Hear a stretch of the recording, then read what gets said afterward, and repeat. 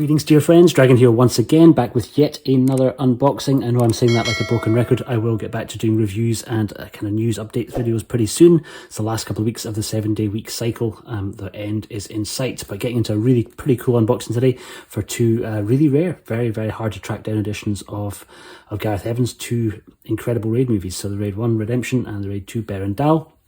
These are the Korean versions, the Blu Collection, exclusive to Kimchi DVD, so usually just get referred to as the Kimchi editions. There was a bunch of different variations of these. These are the lenticular covers, but you could also get a few others. I will find, can't remember exactly how many, but if I can find an image, I will stick it up here. Ding, ding, ding, ding. Because I think there's about 3 or 4 different variations of each one, and then a big massive box set that kind of housed all the individual different versions. But pretty damn cool. I got these from ukipalo.com. I will leave a link down to that below. Do check out Ukipalo's site, not necessarily just for these. He has some incredible movies that I have never been able to see anywhere else, really, of kind of things that I thought had gone out of print years and years ago. He still somehow has managed to get a few of them in stock. So I got The Foul King from there. I got Lang the Wolf Brigade, a few other pretty rare titles that I've covered on the channel quite recently. Without any further rambling from me, we will get into these. I actually already have the 2 UK exclusive steelbooks with incredible cover art by Jock, who's kind of one of my favourite cover artists working in comic books. He did all the steelbooks for The Walking Dead as well that were UK exclusives. Really nice. So both of these completely great releases. These are largely redundant. I've just got these really because they're 2 of my favourite movies. I don't often double dip. I certainly don't often double dip when they're this sort of pricey, because these were still pretty expensive. But don't play scalpers prices. If you aren't happy to pay the price that they're up on Ukipalo, then I would say don't hold out any hope for getting them for any cheaper. His price was the cheapest that I'd seen. I think they were about $50 each, which does seem like quite a lot for a movie that I already have. But like I say, it's one of my favourites. We'll see how easily we can get into this, because I think they're wrapped inside another wrapping. Not full slips. They're just these kind of slide over the top ones. Get that off first. While we're doing the knife business, let's do number 2 as well. Trying not to scratch the front of the steelbook, because there's steelbooks inside here. But let's see if we can do this in 2 stages. Okay, so let's slightly better look at the lenticular cover, the first one. So the building kind of shifts, as does the text. The second one, again, background shifts around him, sort of sky changes, and again the text shifts. Inside we have also wrapped these kind of really nice illustrations. I'm not too sure of who the artist was who's done the illustrations for them. They're pretty damn cool. You go with his hood up, and then the wonderful Hammer Girl on the back. Pretty nice. Should be a little bit easier to crack into these ones.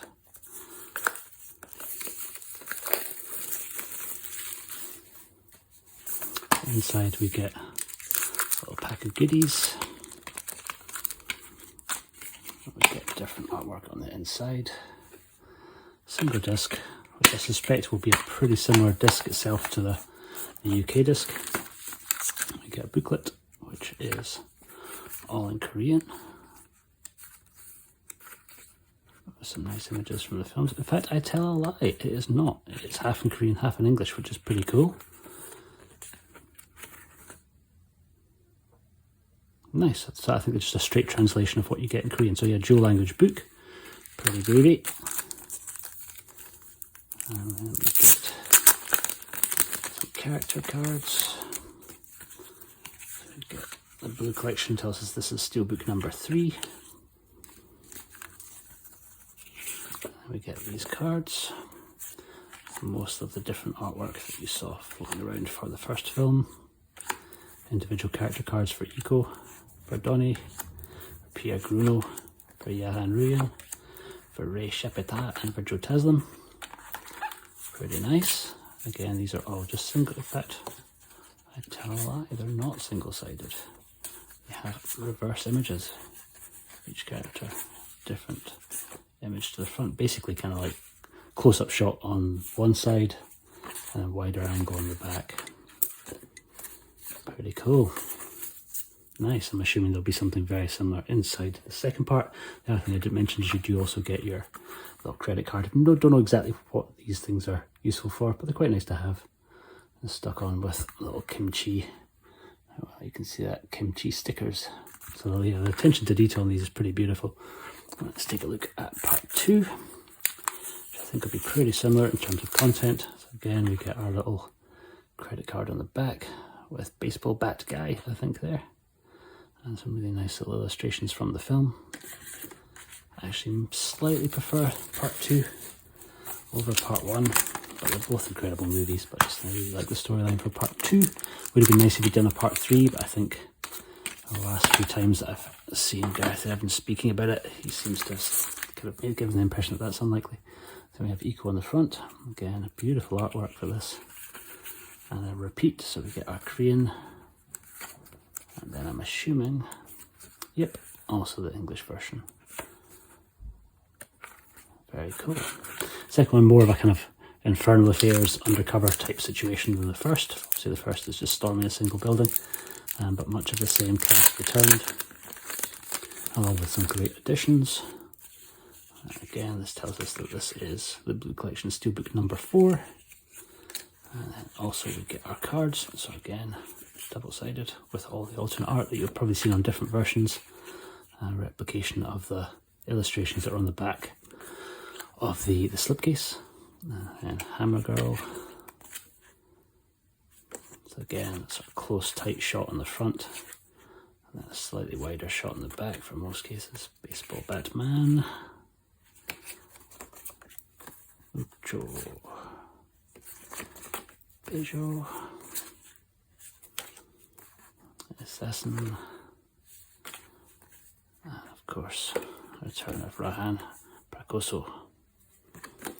Pretty great. Nice. Nice kind of get some cards. The cards themselves, I've had better quality cards, and I've certainly had a lot worse. These are kind of somewhere in the middle. Still pretty good, nicely put together. Nice printing on them, an interesting choice of designs. It's kind of good seeing them do images that I've not seen on any other editions. I did briefly have the German Cock Ultimate Edition, which I ended up getting rid of. Just because it wasn't really English friendly. But if you're after Steelbooks for this and you don't want to track down the super expensive versions, you can easily get these. Certainly if you're in the UK, just keep an eye on CEX, where you pick both of these up probably for under a tenner. And they do have jock art on the inside and different art spanning the front and back. The second one, sorry, for the first one, again, just a photo on the inside, jock's cover, and then this, I've also seen a German Steelbook that has an image closer to this on the back.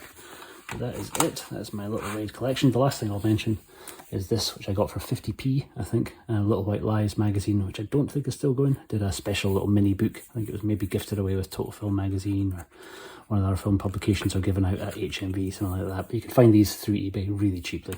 So yeah, don't pay any more than about 50 pence for it. I think it's an interesting little book. There's nothing that's going to change your perception of the movie inside, but it's pretty well put together, and there's a good interview with Gareth Evans in it, along with a wee kind of focus and interview with Eco, and then a little wee section on kind of history of action movies, and a tiny little doctor's opinion on some of the injuries sustained in the movie. And it was quite good fun.